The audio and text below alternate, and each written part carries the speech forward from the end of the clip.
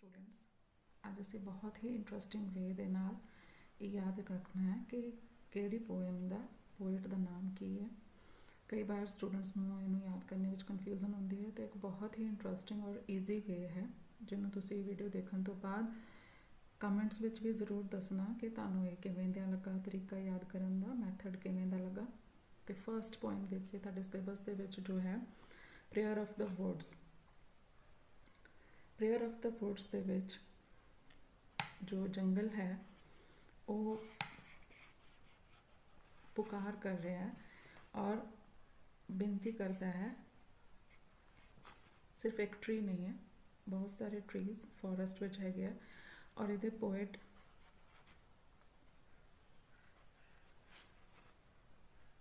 Anonymous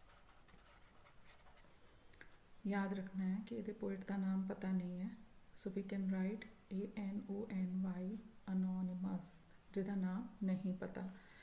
on friendship देखिए, friendship poem दे विच जो भी कुछ तुसी पढ़िया है उहदे विच अगर आपां अपने शब्दां दे विच कहिए कि फ्रेंड्स दी जो क्वालिटीज़ होनी चाहिए असीं उस पोएम चों पढ़ियां ते फ्रेंड नूं बनाउण दे विच कदे भी असीं काहली नहीं करनी,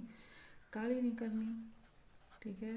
डोंट बी सो एक्साइटेड और एक्साइटमेंट दे विच असीं गलती कर लैंदे, काहली विच गलती कर लैंदे अपने फ्रेंड्स नूं सिलेक्ट करन लई ते असीं काहली नहीं करनी। और काहली तो याद रखना है, काहलिल ज़िब्रान इस पोएट का नाम है काहलिल ज़िब्रान। काहली तो कोड दे नाल याद रखना है।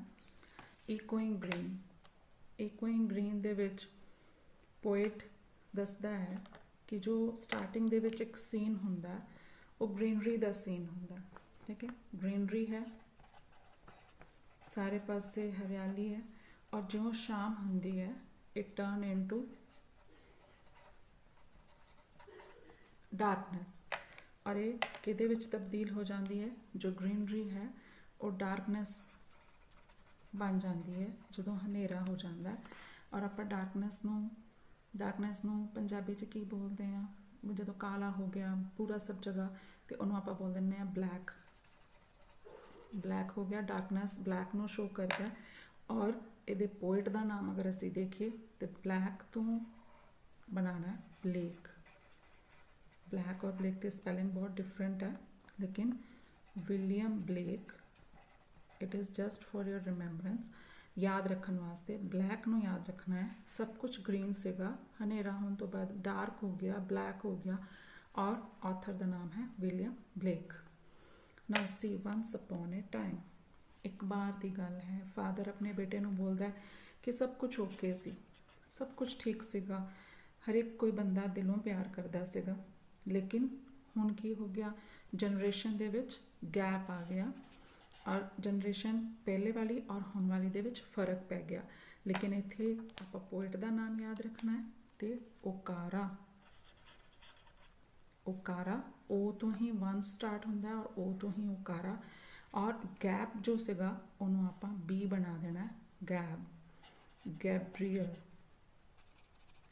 Gabriel Okara. So this is the name of your poet of once upon a time. Fifth poem तुहाडे सिलेबस दे विच नहीं हैगी है। सिक्स्थ पोएम देखनी है फादर रिटर्निंग होम। पिता शाम नूं थकिया होया घर आंदा है और जदों रात नूं इकल्ला हुंदा है तो फिर उहदे माइंड दे विच कुछ इमेजिज बननियां शुरू हो जांदियां। इमेजिज अपने पास्ट दी, जो अपने एनसेस्टर्स सीगे या अपने फ्यूचर दी, अपने ग्रैंड चिल्ड्रन के बारे वो सोचता है। तो इमेजिज जो इमेज बनती है उन्होंने आप पंजाबी च की बोल दें चित्र, और इन्हों याद रखना है चित्रे। तो Dilip Chitre is the poet of this poem. Dilip Chitre. The road not taken. Traveller जा रहा है जंगल दे विच और ਉਹਦਾ जो रस्ता है वो दो रस्तियां दे विच डिवाइड हो जाता है। ਰੋਡ ਜੋ ਹੈ ਉਹਦੀ ਉਹ ਦੋ ਰਸਤਿਆਂ ਦੇ ਵਿੱਚ ਡਿਵਾਈਡ ਹੋ ਰਹੀ ਹੈ ਔਰ ਉਹਨੂੰ ਪਤਾ ਨਹੀਂ ਹੈ, ਹੁਣ ਕਨਫਿਊਜ਼ਡ ਹੈ, ਉਹਦੀ ਰੋਡ ਜੋ ਦੋ ਡਿਫਰੈਂਟ ਹੋ ਰਹੀਆਂ ਔਰ ਇਹਨੂੰ ਡਿਸਾਈਡ ਕਰਨ ਵਾਲਾ ਕੌਣ ਹੈ? Robert frost. ਜੋ ਰੋਡਸ ਡਾਈਵਰਜ ਹੋ ਰਹੀਆਂ ਸੀ ਉਹਦੇ ਪੋਇਟ ਦਾ ਨਾਮ ਹੈ ਰੋਬਰਟ ਫਰੋਸਟ। ਤਾਂ ਤੁਸੀਂ ਇਹਦਾ ਯਾਦ ਰੱਖਣ ਦਾ ਤਰੀਕਾ ਹੈ ਰੋਬਰਟ ਫਰੋਸਟ, ਰੋਡ ਤੋਂ ਯਾਦ ਰੱਖਣਾ। On his blindness, poet blind है और देख नहीं सकता और उन्होंने लगता है कि जदों मैं डेथ तो बाद परमात्मा नूं मिलांगा, गॉड नूं मिलांगा, वैन आई मीट गॉड, तो फिर की होएगा? परमात्मा मैनू झिड़केगा कि तू अपने टैलेंट नूं यूज़ नहीं किया। और मीट नूं असीं पंजाबी च की बोल दिंदे आ? मिलना।